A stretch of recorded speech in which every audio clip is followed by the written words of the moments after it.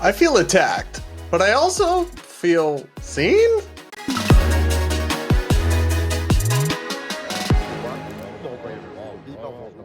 I'm Brad Polumbo, and welcome back to the Brad vs. Everyone podcast, my daily show where I take on the craziest ideas from across our politics and across the internet, all from a center-right, independent perspective. We're doing something a little bit different today, and I'm actually going to let AI roast me.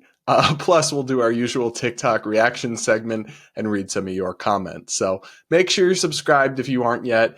Do remember to hit that like button as we go along, and do comment with your thoughts. I do read the comments, and I pick a few to respond to in every episode. Plus, if you leave a super thanks with your comment, I'll definitely read it on the next show. So without further ado, let's get into our main topic today, which is going to come courtesy of Grok, the AI company sponsored by Elon Musk and Twitter that's similar to ChatGPT. And I saw this online trend that I wanted to do where you just ask ChatGPT or AI to roast you and roast your social media channels. In particular, I asked Grok to roast my YouTube channel, which many of you are tuning in on right now, and it had some interesting and funny things to say. So let's take a look. Brad Polumbo's YouTube channel, where every video is a desperate attempt to be the next political pundit, but ends up feeling like you're watching someone argue with their reflection. Let's dive in. The takes. Your political takes are like fast food, quick to consume, leaves you feeling unsatisfied, and you wonder why you bothered in the first place. They're so hot they could start a fire, but not the kind that enlightens, more the kind that makes you question your life choices. Channel aesthetic. Your channel banner looks like it was designed by someone who just discovered Canva. It screams, "I'm trying too hard to look professional, but forgot to actually be professional." Okay, so that is offensive to Raul, the designer I hired, who I actually think did a great job with the channel banner promoting the Brad vs. Everyone podcast. And I like the color scheme. I like the photo of me. And I do use Canva, but I didn't use it for that. So nice try, Grok, but you didn't really get me. I do, honestly, the point is taken that if you look at my channel, you will see kind of like clickbait titles or like attention relevance, desperation for attention. I mean, yeah, but that's just kind of part of the game. If you don't have millions of subscribers, you kind of have to fight to get noticed. It's like the perennial problem, but I do realize it can come off as cringe sometimes. So Grok, you got me on that one. I will admit it. Okay, Grok's got a lot more to say about me, and we'll get into it right after this message from today's sponsor.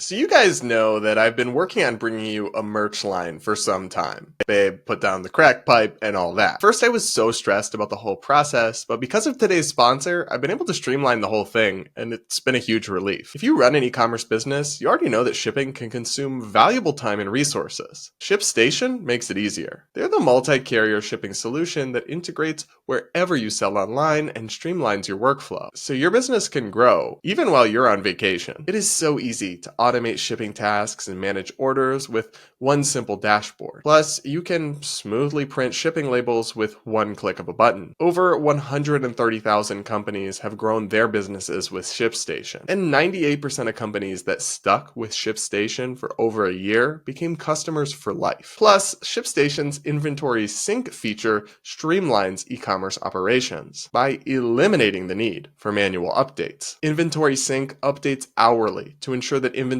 levels are always up to date. And now, ShipStation users can easily manage inventories across platforms, such as Amazon, BigCommerce, eBay, Shopify, and Walmart, and more coming soon. Work less and ship more with ShipStation. Go to shipstation.com/Brad to sign up for your free 60-day trial. That's shipstation.com/Brad, which will be linked in today's show notes. Now, let's get back to today's show. Furthermore, Grok says, the controversy. You love stirring the pot, don't you? From calling out woke culture to defending the indefensible. It's like you're auditioning for the role of most likely to start a Twitter war. But remember, not every opinion needs to be a hill to die on, especially when it's more of a molehill. Okay, I don't think I defend the indefensible. I don't know what you're going on about that. I don't defend, well, maybe once in a while I defend some out-of-pocket stuff, but I don't think so. And yeah, calling out the woke, but is that even controversial anymore? Is that even likely to start a Twitter war? I don't know. I feel like most people are sick of the woke bullshit at this point. I'm not alone on that one. I'm not doing something different or radical or edgy or attention seeking. Like, I feel like most of us are just against that at this point. This next one was really funny to me. The depth. Your analysis often feels like it's only as deep as a puddle after a light rain.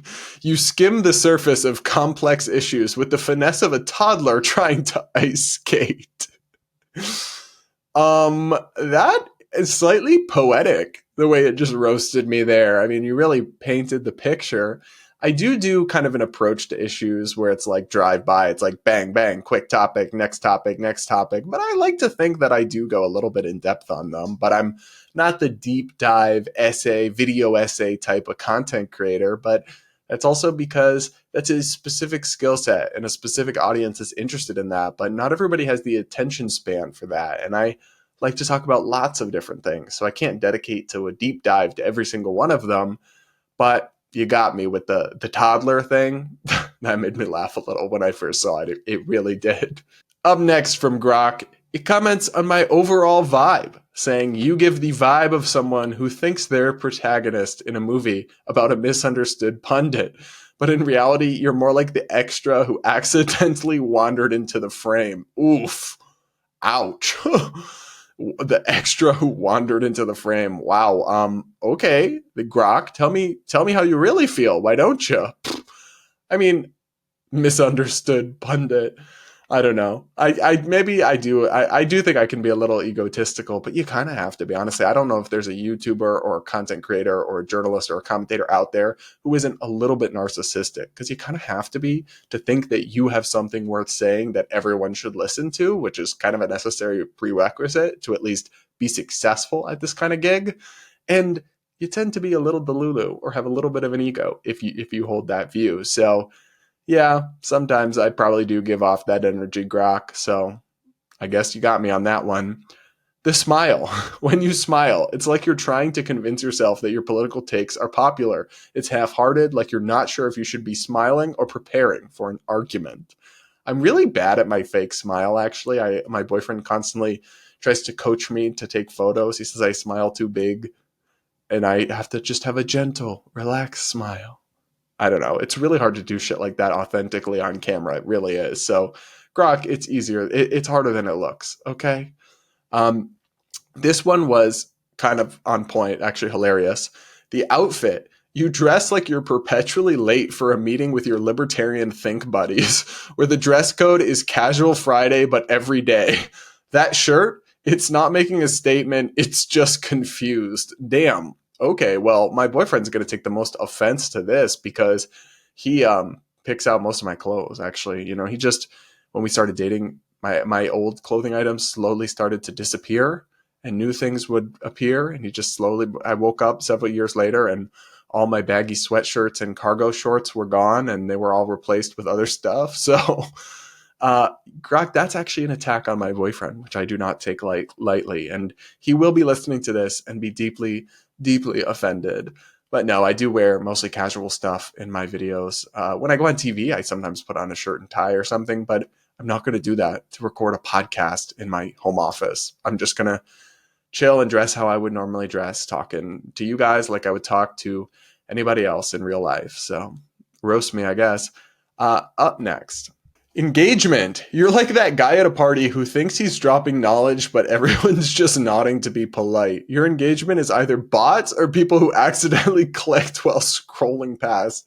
I think that's a little harsh. I mean, my engagement is not amazing, right? I'm not one of these Brett Cooper, Blair Whites with millions of subs, but it's not all bots. There's definitely a few bots, and I don't know how to stop them. The ones that flood the comments every video right after I post it.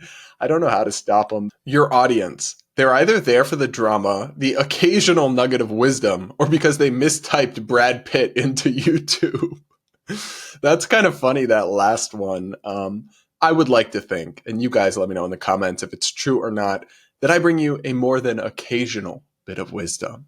As for my Brad versus Everyone podcast, ChatGPT, or actually it's Grok, says, here you are, taking on the world, but it feels like more like you're arguing with yourself in different accents. It's less versus everyone and more versus my own echo. It is weird doing a solo podcast where you just talk to the camera for half an hour, so maybe I do sound like I'm talking to myself sometimes. I don't know. The Damage Control series, a noble attempt to reclaim communities, but it feels like watching someone try to fix a broken vase with super glue while blindfolded. Damn, okay, Grok. That's my series. If you don't know this, it's my podcast and series, Damage Control, where I try to restore a little bit of sanity to the LGBT community. And you know what? Honestly, the description there is kind of apt. Like putting a vase back together with super glue while blindfolded. Because it is such a hot mess, and it is so unlikely that I will be able to successfully repair it. But hey, I'm going to keep trying. The interviews. You sit down with conservative-leaning famous LGBT figures like you're uncovering hidden gems, but it's more like you're at a family reunion where everyone's just agreeing with each other about how the world's gone mad. Yeah, I mean, because it kind of has. The reactions. Oh, my reaction videos. You react to woke TikToks with the shock of someone who's just discovered that not everyone thinks like you. Oh no, someone on the internet has a different opinion. Cue the dramatic music. I don't know, Grok. I don't think that's quite right. I think I'm well versed and have encountered lots of different opinions over the years, but it's not my fault that the people on woke TikTok keep coming up with crazier and crazier shit, okay? Okay, guys, that was all that Grok had to say about my content. I do want to hear from you whether you found that funny or just a waste of time. And also, did you agree with any of Grok's criticisms of me? I'm all open to it. Actually, and this is something, most of the people in my life are strongly against this, but I kind of would do. For my 30th birthday, which for all you people who say I look old is not for 4 more years. Okay. So yeah. All right. For my 30th birthday party, I want to have a roast of me. But my boyfriend, my mom, everybody all hates this idea, but I think I want to do it. So I think it'd be fun. Let me know what you think of that idea, and I'd maybe live stream it to YouTube. And now it's time for Brad versus TikTok, my daily segment where I take on the craziest ideas from the Clock app. Pronoun of the day is slug. Today, we're reconnecting with our friend, the cringeworthy TikTok influencer and progressive who gentle parents and explains in condescending tones to right-wing people how problematic and bad they are by speaking to them like toddlers in the most maddening way imaginable.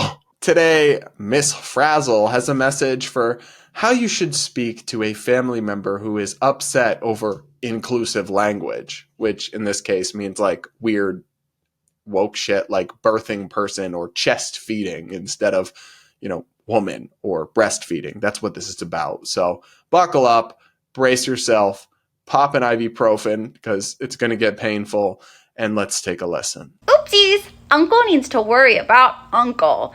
Because, sometimes people use different words to talk about the same thing. Like how your friend JD loves couches. Oh my God. Some people call it a sofa. I know inclusion makes you have big feelings, friend. But having different words helps everyone feel comfy and happy. Them feeling included doesn't take anything away from you. Oh, not everyone feels the same way as you. Well, were they bothering you? Were they trying to boss you around? Okay, so please notice that you are coming all the way over here just to be unkind to someone who is using a different word than you. That's silly goose behavior, friend. Oh, hon, you can say breastfeeding as much as you want. You can whisper it in your hand. You can yell it into a pillow if you just gotta let it out, okay? Because the word breastfeeding is not going bye-bye. Why don't you just go outside with your friends and play in the grass? I hate this so much. I hate everything about this content. I hate everything about her tone. And once again, I just have to point out how totally hypocritical and disgraceful it is, how Democrats and progressives keep pushing this fake news about JD Vance and the couch. It's a meme / a real suggestion that many of them don't realize isn't real, that JD Vance allegedly, in their telling, had sex with a couch and wrote about it in his book. But it's been fact-checked, even by the most liberal fact-checkers. And this isn't in the book. It didn't happen. It all started from some joke a comedian made up, but now progressives just constantly say it, and a lot of their audiences don't realize it's not a real thing. So the same crowd that has complained for years about fake news and how Trump always lies and honestly has a point is doing the same exact thing to own Republicans and shit on conservatives because none of these people actually have principles or values or integrity. And in the same way, this is coming from the crowd. Oh, you're dumb and wrong and bad if you are upset by all our new weird woke speak. Really? Because you're the crowd that has lectured us for years that jokes are triggering and traumatic and that minor verbal tics or the way we say things can be microaggressions, and also have said that if somebody doesn't use someone's preferred pronouns, that's like a total horrible thing. And now you're saying people can't get mad about word choice? Interesting. I mean, I also think it's dumb to get all worked up over someone saying chest feeding instead of breastfeeding. Like, I would also not really waste my energy on that. But it seems more than a little bit hypocritical coming from the woke left because they've acted like words are bullets for years now. So if some people are offended or feel, particularly I think women feel erased or degraded by some of this language, I thought you were the all feelings are valid crowd, the words have power crowd. And now you're telling people to basically shut up and cope and suck it up? Interesting how your philosophy and beliefs really only seem to go one way. Moreover, what really bothers me about this person's content is the way that it essentially panders to fans while doing nothing except inflaming and dividing people who don't agree with you and just antagonizing them. It's like, I'm sure you're doing great in the algo. I'm sure you're making that creator fund money, but like all you're doing is encouraging out of touch liberals who hate their Republican family members and then maddening and insulting people on the other side. Like, you're just making everyone worse and our dynamics in our fraying country worse in a small way. I just don't know how you feel good about that when that's all you do and all your content. It's like you're literally only having a negative impact. I guess you're making money, but I mean, I wouldn't feel good about doing that with my life personally. And before people hop in the comments and say, it's just a joke, no one takes this seriously, that's just not true. I mean, she's got so many adoring viewers who write in her comments about how much they love this and how they need to start talking to Republicans like this, which is not a good idea. But let's look at a few of these comments, huh? One person says, your friend JD loves couches. Laugh emoji, laugh emoji, laugh emoji. Yeah.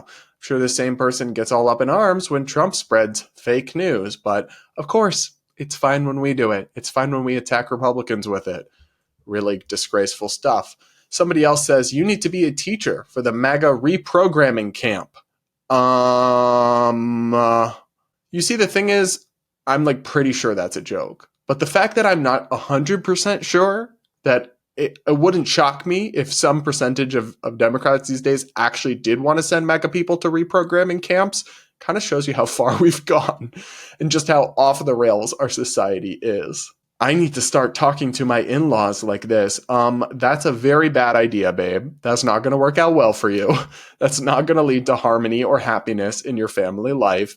And you're just going to look like a jerk and incredibly obnoxious and insufferable. So maybe don't do that. You guys, let me know what you think of Miss Frazzle's latest video in the comments below. And do you agree with me that she's essentially just a force for social division and destruction? I mean, I really see no positive or redeeming value to this content, but hey, maybe I'm missing something. So do let me know in the comments below. And now, I'll round out the show with a few of your comments from the last episode. One person says, Brad, your jawline looks like you looks max, low-key jealous. Edit, I want to add on the topic of my generation. I have met a lot of Gen Z who aren't chronically online. I know my gen is not the best, but there is hope we aren't all degenerates. Okay, two things there. One, I don't looks max because I don't really know I vaguely know what that is. That's like the Gen Z and Gen Alpha people who try to make themselves better looking by doing like weird things. I don't really do that, but I mean, I do take care of myself. Is that looks maxing? I don't know. You tell me. And of course, I'm part of Gen Z. So I know this. I know not all Gen Z are degenerates or socialists or whatever. It's just a lot of them. And frankly, they're the loudest ones and they're kind of winning right now. So we really got to turn this ship around or our generation is in trouble. Another person says, by the way, Brad, I'm a nerd and I'm curious, what kind of software and hardware do you use for your videos? I'm wondering Mac or PC. So I have a Mac, what is it called? An iMac. So a desktop Mac that I actually plug in my phone and I record that using like the mirroring technology. I record using my iPhone camera. So that's why it's a pretty good quality. And then I have a podcast microphone and I record using the software Riverside. So hope that answers your questions. Up next, somebody says, I will admit that the communist TikToker has okay rhythm. The lyrics need a bit of work, though. Yeah, the lyrics are a little bloodthirsty for my taste, but like I said, the musical performance wasn't the worst. I mean, I also said this with Men Are Trash. Like, they were actually good, I thought. They just kind of evil message, but like musically, I thought it was kind of good. So I'm happy to separate the message from the medium, and I can critique the music or support the music and the lyrics and stuff separately. So I'll be honest on that one. Somebody writes, I disagree with me saying sex is not a spectrum, because it is. There's no one way for a biological man to be a man, just as there is no one way for a biological woman to be a woman. We have effeminate men and masculine women, and they are still men and women. This is the sex spectrum we should be teaching kids.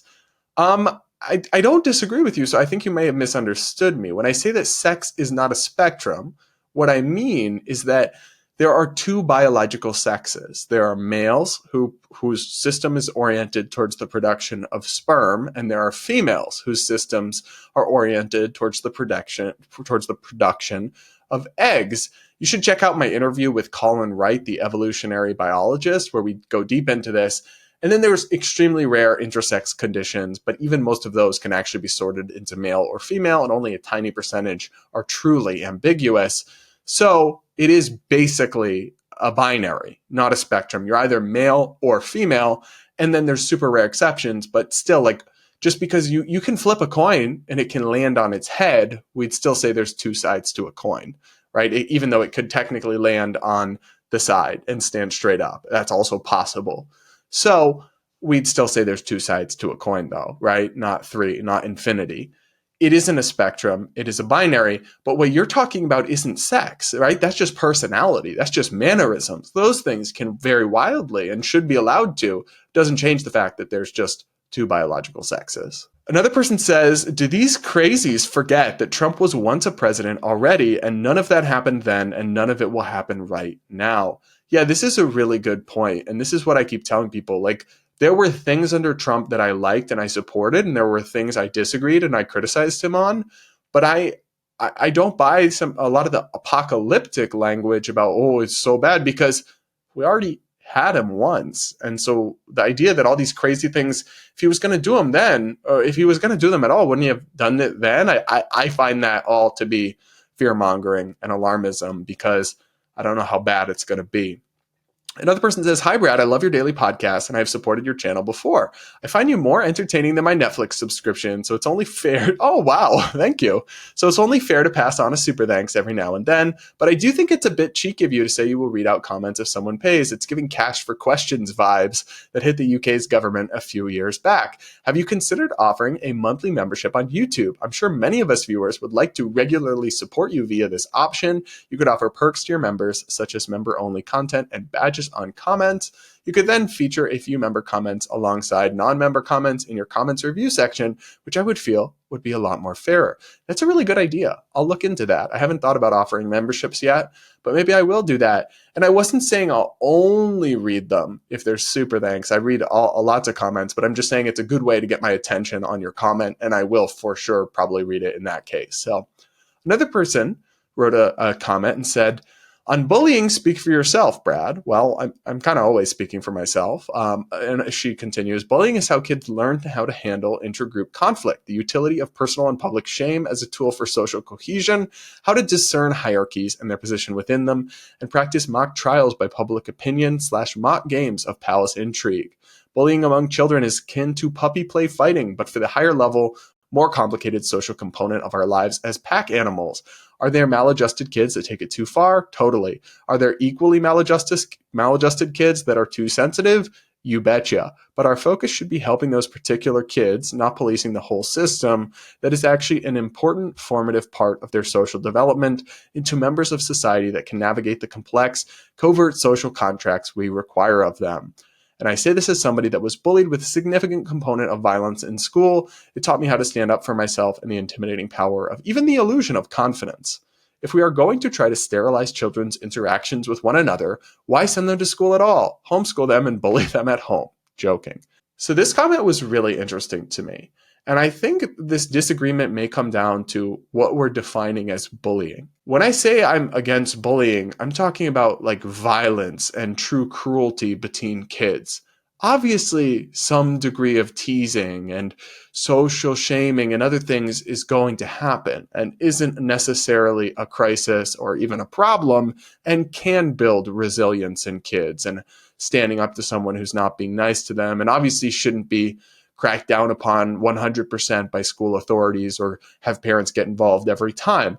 I totally see that perspective. But when I'm talking about bullying, I'm talking about like actual violence, which I really just think should never be tolerated between people, and really severe and pervasive harassment that detracts from somebody's ability to want to go to school, ability to be able to learn and thrive and be happy. And I do think that kind of thing shouldn't be tolerated and should be intervened into when it happens by school executives and administrators or teachers or parents or what have you.